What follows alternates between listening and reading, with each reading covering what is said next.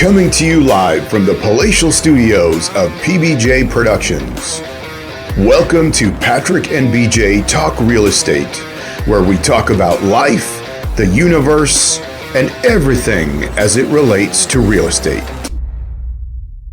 Hey everybody, it's BJ. And Patrick. And we're back talking all things real estate.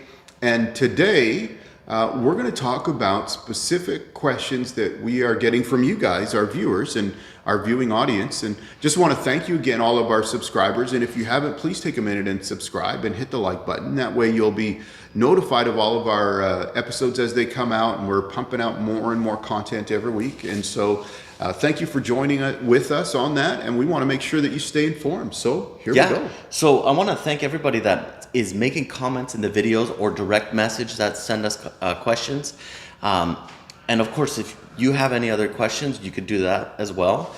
I have a specific question I wanted to answer in a video, and it's from Nova Island 5504. If you go to her channel, she's got videos, a whole bunch of videos of bears like in the river in her backyard or something like that. Yeah. She lives up island somewhere. Yeah, right? sure. Yeah. So her question and concern was, it sounds like her kid will be coming out of that age where they might be considering post-secondary education in Victoria. Okay.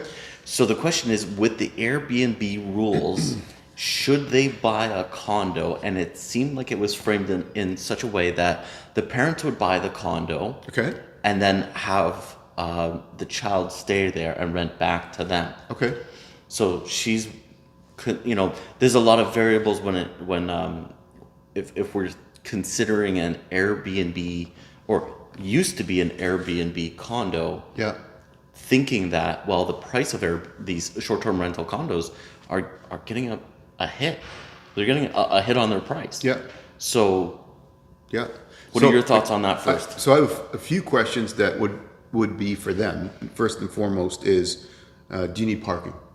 Do you need parking? Okay. Because a lot of these Airbnb condos are ones that were being used for Airbnb. Not all of them, but there were some that certainly did not have parking. That's a common element. Right. Yeah, and they would be small. Sure. Which maybe as a student, maybe that's not a big deal. Yeah. So if there's no issue with the parking and the size of the space, I guess, I think I would say, okay, we're talking a 4-year degree? Let's go with that, yeah. So we're talking about a 4-year degree. I would say it makes sense in that context to buy a condo and rent it back to your kids, like in this context that we're talking about. And maybe you get a 2-bedroom condo and rent it back to your child and one other. So there's, you get to break up the rent a little bit. But to me, the thing in all of that is, in 4 years from now, your property, all things being equal, should appreciate. Yeah, somewhat. Right? Maybe it's not going to be a windfall. Sure. But we're looking at right now is a possible rebound. Yep. Off of where we are. Sure. At least at the beginning of this year. Yeah, and 2024. Yeah, and the projection is that they're expecting at this stage, people are starting to talk about the rebound by the end of 2024 to be right back up and cooking.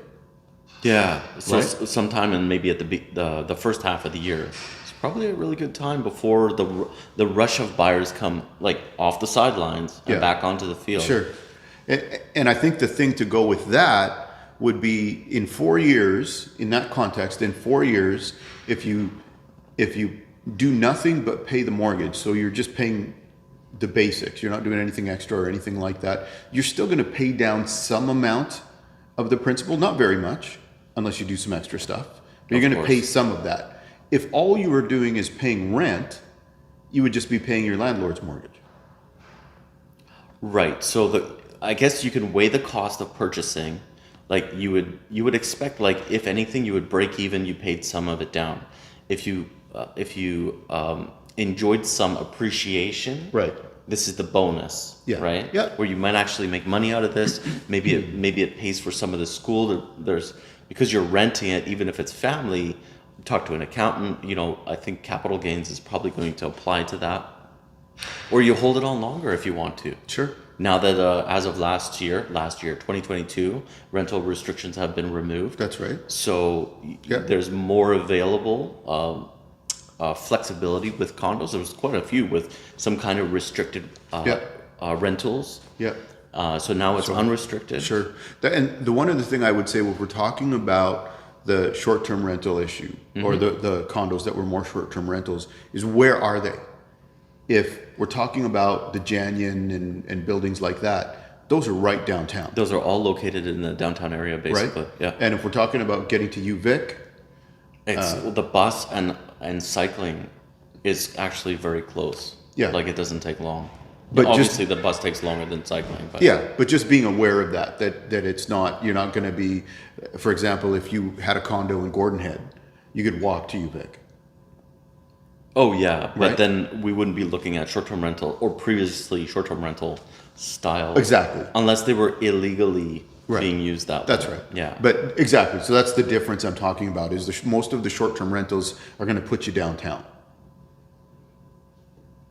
So again, going back to the Janyan and buildings like that. You know what? Even if you needed parking, if it was an essential thing but maybe you don't need to use it because it's a downtown, like your daily commute could be the cycling or the bus. Yeah. But if you needed the car, well, maybe more often than that, it's possible to find rental spaces for your car. Yeah. Yeah, some of those buildings, the thing is, you don't know for sure. We don't know ahead of time that you're going to have parking. Yeah. So if parking is a priority, then you would go into that situation and start looking for parking alternatives right away. I love this building on 4th Street. It's called the Mosaic Building. So like coming up, I don't know which direction, but leaving downtown. Yeah. On the side of it's beautiful art, basically on the side of the building. They got like no parking in the place. Guess what? They rent from the building next door a lot of times. Yeah. And I don't know exactly what's going to happen with like short-term rentals, but that has a mixed zoning building. Okay. But moving on, that goes into details that, Yeah. So I guess my take on the question, or my answer to that question, is, if we're talking about the next 4 years, even the next 3 years, it would make sense if you can find something that fits what you're looking for and accommodates your parking and your bedrooms and those kind of things. Yeah. It would make sense to buy the condo. I think, comparing rent versus owning. Yeah. And it's a straight loss on renting, and you're still going to have those fees. Like, if you need to put the car somewhere, or if it's a transportation, like if it's a bus pass or whatever. Right. Yeah. So you're not going to be able to recoup anything on a rental. Right. If you rent. If you buy something, even if there's expenses towards that rent, you talk to an accountant. There may be opportunities to write some expenses off of that condo to the owner, not the student that's renting it. Yep. So I think, without looking at specifics, like one condo might not be a good idea and another condo might be a good idea. Yeah.